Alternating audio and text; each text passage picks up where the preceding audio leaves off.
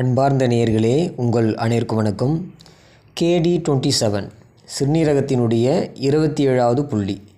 இந்த புள்ளி மிகுந்த மருத்துவம் சித்தம் உள்ளது.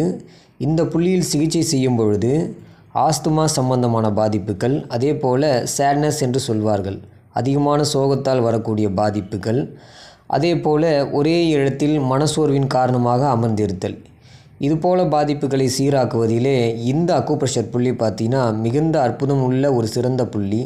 அந்த மாதிரி சூழ்நிலையில் இந்த அக்குப்ரெஷர் புள்ளியில் லேசான முறையில் அழுத்தம் கொடுத்து சிகிச்சை கொடுக்கும் பொழுது மூச்சு திணறல் பாதிப்பும், அதே போல் சோகமான மனக்கவலையால் வரக்கூடிய அசதியும், அதே போல் மூச்சு விடுவதில் சிரமமும் நல்ல முறையில் கட்டுப்பட ஆரம்பிக்கும்.